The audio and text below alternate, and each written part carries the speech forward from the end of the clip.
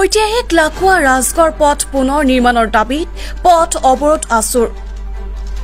শিৱসাগৰ আৰু চৰাইদেউ জিলাৰ সীমাত অৱস্থিত লাখুৱা ৰাজগড় পথটো আজি দীৰ্ঘদিন ধৰি বিধ্বস্ত হৈ পৰাত এই পথটোৰে যাতায়াত কৰা একেবাৰেই অনুপযোগী হৈ পৰাত সৰ্বসাধাৰণ ৰাইজে দুৰ্ভোগ ভুগিবলগীয়া হোৱাৰ লগতে জৰুৰীকালীন সেৱাসমূহৰ বাবে এই পথটো অনুপযোগী হৈ পৰিছে। তেল আৰু প্ৰাকৃতিক গেছ নিগম চমুকৈ ONGCৰ বাবে অত্যন্ত গুৰুত্বপূৰ্ণ এই পথটোৰে দৈনিক ONGCৰ শ শ গধুৰ যান বাহনৰ লগতে অন্যান্য বাহন চলাচল কৰে যদিও পথটো পুনৰ নিৰ্মাণৰ ক্ষেত্ৰত তেল আৰু প্ৰাকৃতিক গেছ নিগমেই হওক বা লোক নিৰ্মাণ বিভাগেও আজিলৈকে কোনো পদক্ষেপ অথবা ব্যৱস্থা গ্ৰহণ নকৰাত শিমলুগুৰি আৰু লাখুৱা আঞ্চলিক ছাত্ৰ সন্থাই প্ৰতিক্ৰিয়া প্ৰকাশ কৰিছে। এই পথটোৰ এই দুৰৱস্থাৰ বিষয়ে অৱগত কৰি আৰু শীঘ্ৰেই পথটো পুনৰ নিৰ্মাণৰ দাবীৰে আজি শিমলুগুৰি আৰু লাখুৱা আঞ্চলিক ছাত্ৰ সন্থাৰ এটা সজাতি দলে নাজিৰা সমজিলা আয়ুক্তক সাক্ষাৎ কৰি স্মাৰক পত্ৰ প্ৰদান কৰিছিল।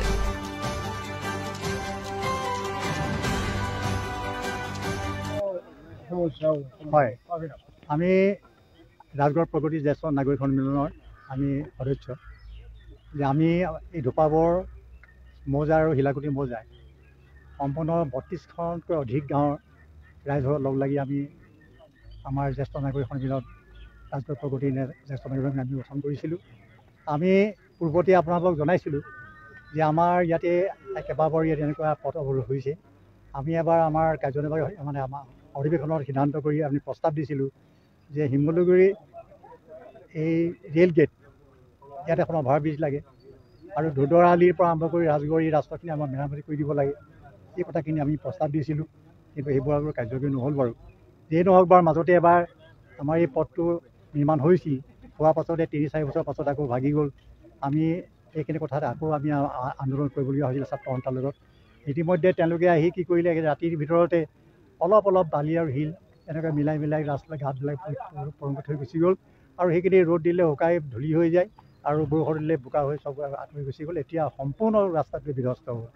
গতিকে আমি ভাবিছোঁ যে আজি আৰু শিমলুগুৰি আঞ্চলিক ছাত্ৰ সন্থা, লাখুৱা আঞ্চলিক ছাত্ৰ সন্থা লগতে আমি আমাৰ ৰাজগড় প্ৰগতি জ্যেষ্ঠ নাগৰিক সন্মিলনেও এইটো প্ৰতিবাদ কৰিছোঁ। এইখিনি যেতিয়ালৈকে মীমাংসা নহয় হয়তো আমাৰ আন্দোলন তেনেকৈ থাকিব।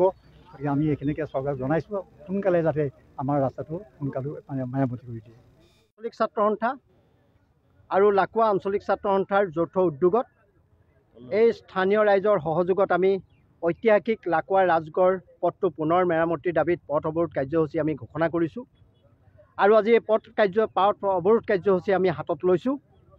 আমি বহুবাৰ প্ৰশাসনক, লোক নিৰ্মাণ বিভাগক আৰু ONGCক আমি বাৰম্বাৰ দাবী জনাই অহাৰ পিছতো আমি তেওঁলোকৰ ফালৰ পৰা কোনো সঁহাৰি নোপোৱাত আজি পথ অৱৰোধৰ নিচিনা জংগী কাৰ্যসূচী হাতত ল'বলগীয়া হৈছে। তাৰ বাবে দায়ী হৈছে লোক নিৰ্মাণ বিভাগ আৰু ONGC। তাৰ বাবে দায়ী কিন্তু ছাত্ৰ সন্থা আৰু সংগ্ৰামী জনতা নহয়। যিটো সময়ত সমগ্ৰ পৃথিৱীত এই লাখুৱাৰ পৰাই প্ৰথম ONGC চিনাকি হৈছিল। প্ৰথমখন তৈলক্ষেত্ৰ লাখুৱা, কিন্তু আজিৰ তাৰিখলৈকে তেওঁলোকে লাখুৱাক সৌন্দৰ্যবৰ্ধনৰ কাৰণে বা ইয়াৰ যিবিলাক স্থানীয় ৰাইজৰ সমস্যাবিলাক সমাধান কৰিবৰ কাৰণে বিভিন্ন সময়ত দাবী উত্থাপন কৰি অহা দাবীবিলাক পূৰণৰ ক্ষেত্ৰত ONGCয়ে কোনো ধৰণৰ ব্যৱস্থা গ্ৰহণ নকৰাত আজি আকৌ ৰাজপথলৈ ৰাইজ ওলাই আহিছে। সকলো সময়তে ঐতিহাসিক শিৱসাগৰ জিলাখন আমি কিয় বঞ্চিত হওঁ? শিৱসাগৰ জিলা আৰু চৰাইদেউ জিলাৰ বাট পথবিলাক আজি জৰাজীৰ্ণ।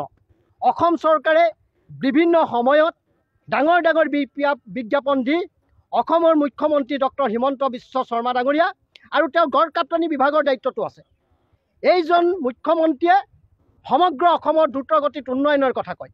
আজি এই প্ৰতিবাদস্থলীৰ পৰা সেই অসমৰ মুখ্যমন্ত্ৰীগৰাকীক আমি আমন্ত্ৰণ জনাইছোঁ, শিৱসাগৰৰ চৰাইদেউ জিলাৰ বাট পথবিলাক আপুনি আহি পেলাই নিজে পৰিভ্ৰমণ কৰক।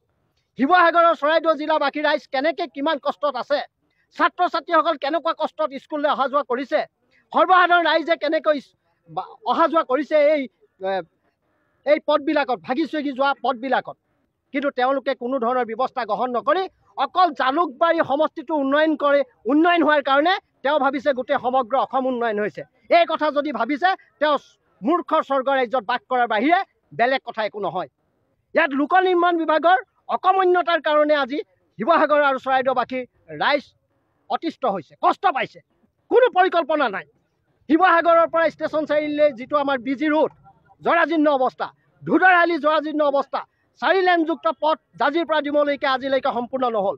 কিয় শিৱসাগৰবাসী ৰাইজক কষ্ট দিছে? ক'ত অধিকাৰ পালে তেওঁলোকে কষ্ট দিবৰ কাৰণে? কেতিয়াও এই কথা মানি লোৱা নহ'ব।